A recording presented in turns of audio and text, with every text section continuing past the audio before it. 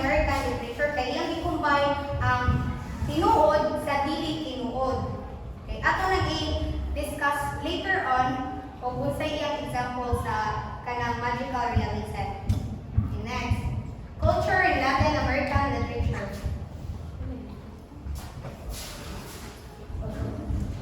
Culture in Latin American literature.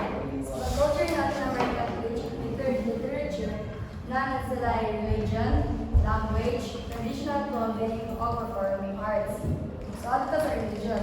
Ang religion sa Latin American literature is Christianity, Judaism, Islam, Buddhism, Hinduism, Shinto, Jehovah's Witnesses, and indigenous creeds. Pero ang 90% dyan na nila nga, ang religion dyan na nila sa Latin American literature, Christianity dyan na. Kaya ma-showcase mo gano'n nila ang diverse cultural perspective through sa Catholicism. Kaya sa language nila, na sila Spanish, Quechua, Aymara, Nahuatl, Maya, Abiamento, Aitiko, English, and French. Pero mostly, yung gagamitin nila nga language is Spanish. Kaya mostly, mas sila literature sa Latin American din, Spanish man. Mostly kay Spanish na nagamiton kaya mga tao dito na Spanish na language na gamiton sa katagay na language. So, traditional clothing nila, mauna ang polera, huipel, guayabera, and rigoso. Kabantay mo na basta na UN, kaya na sila yung surumboy mo ng mga dress na colorful, ang mga surf shirts, mauna lang mga traditional clothing. Yeah. Sa performing arts, na sila yung social life and entertainment, theater, o music, dance, and festival celebrations. So theater. Theater plays were a popular form of entertainment in colonial cities.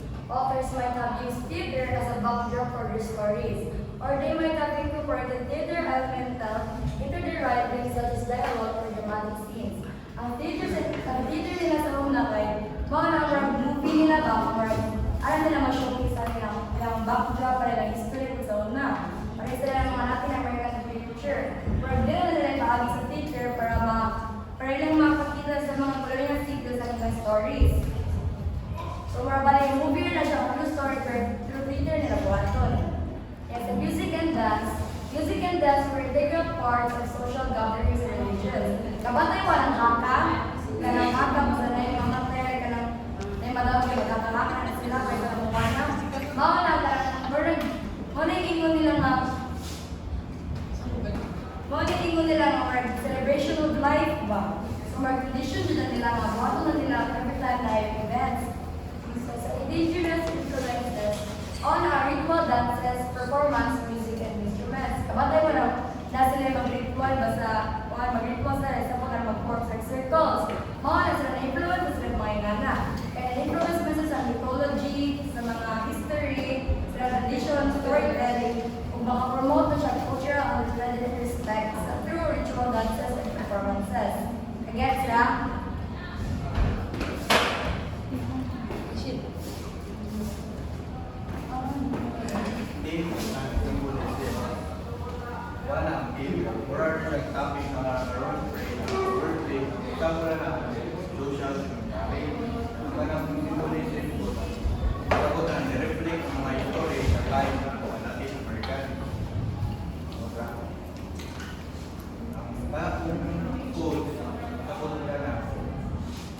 Latin America, nire-reflect mo siya sa region history sa agriculture American, mga pagkaon, kila,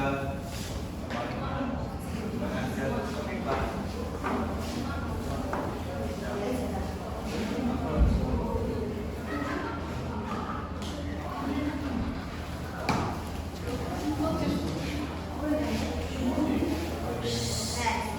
History of it centuries. Ang una tala is 18th century, but before that, naapay colonial period, karon pa lang na-trend. So, colonial period. When the sails of Christopher Columbus ships rose above the horizon on October 12, 1492, the peoples of what the Europeans would call the New World possessed their own forms of artistic verbal expression, from prayers, hymns, and myths, to the theater of various kinds. So, sa colonial period, dili na nahimo or na-create ang mga myths or ang mga legends, like mga sabi-sabi, ang mga matuto, o ng mga tutuan, mga diwata-diwata sa mga katigwangan. Dira nagsugod ang kanang mga like kanang kung sa ato ang mga kwentong bayan, dira siya nagsugod. Pero sa Spanish, sa Latin American literature, kay sa colonial period, nahimong na nakilang. Like, kanang ang ilahang mga kanang history nga to kay puros mga espiritu, like mga patutuo, kanang dili mga tinuod. Okay, next.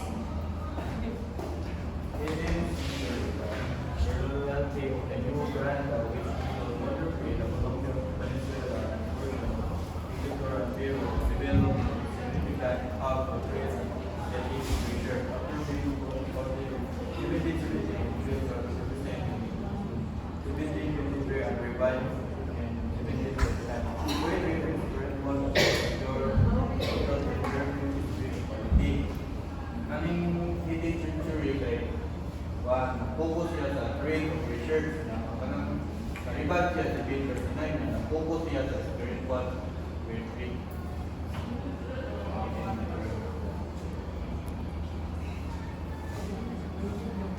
19th century. Romanticism, also known the Romantic movement, Romantic era, was distinct intellectual movement that originated in Europe toward the end of the 19th century. The purpose of the movement was advocate the importance of definition and application of nature, society, and culture and response to the age of enlightenment and of universal solutions. So, ang 19th century ay about na siya sa romanticism na nag-focus sa emotion o ng imagination, uban pa ng react sa kontra sa rational thinking. Yung rational thinking, mao na wala na base sila sa ilang desisyon na inuod pa daw kaya mao na kontra romanticism kaya base sila sa emotion nila.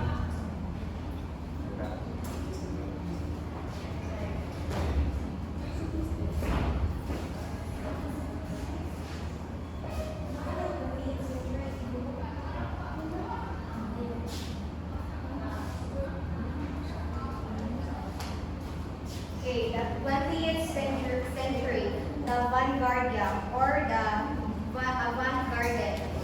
The innovations of modernism eventually became wrote and poets started searching elsewhere for fresh inspiration.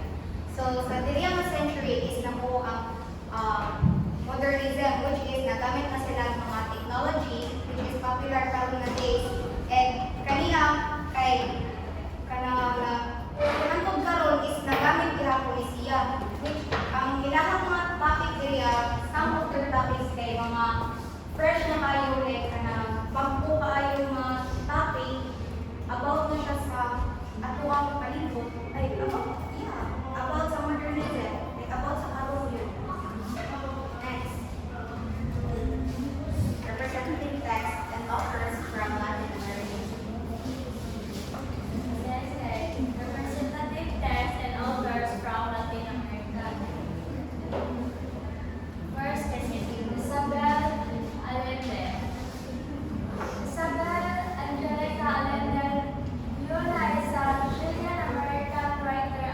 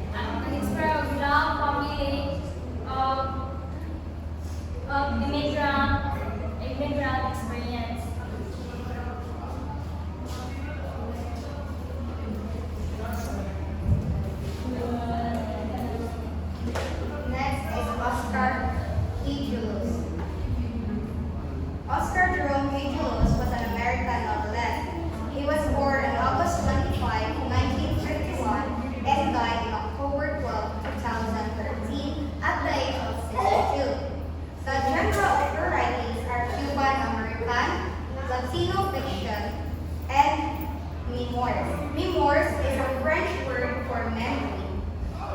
And then, dagan siyang famous work, but pagkuha lang ko sa famous work niya na nilalapit sa kanang kalibutan, which is the Mambo Kings Play Songs of Love, published in 1989. It is about the two Cuban brothers and a musician who immigrates into the United States and settled in New York City.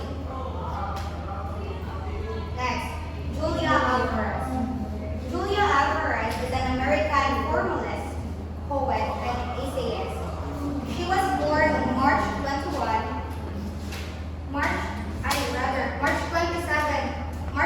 1950, and until now, buhay pa siya. And then the genre of her works are love, fiction. She was very known for her mga writings about sa ugma nga tinod. And then her famous work is How the Garcia Lost Her Accent, published in 1991. It is about the four Dominican girls who moves to America and adjusting the American literature, language, academic, and living standards. Next, Cristina Garcia. Cristina Garcia is a Cuban-born American novelist and playwright. She was born on July 4, 1958 in Havana, Cuba.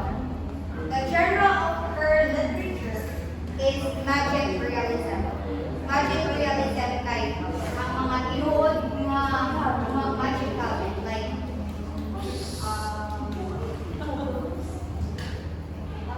basta mga tulay.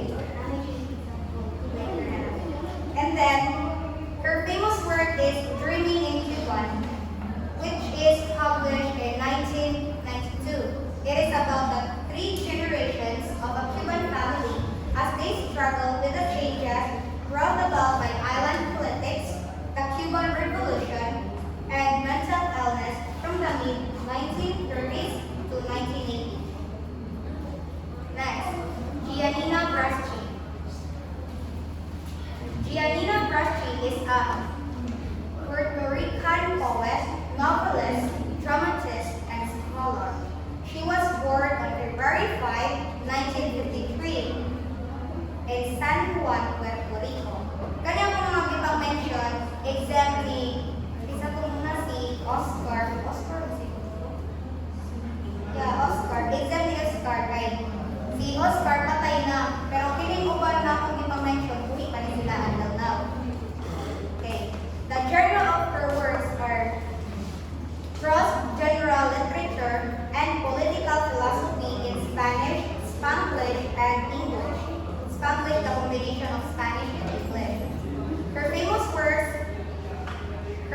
work is Yo-Yo Brewing, which is about the tension between Anglo-American and Hispanic-American cultures in the United States.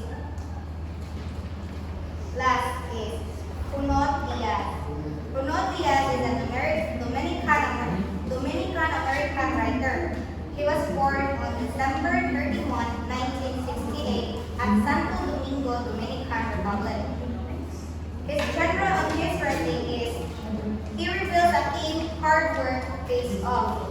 Ang tanang ng hard work kay mabayaran at the end. Okay.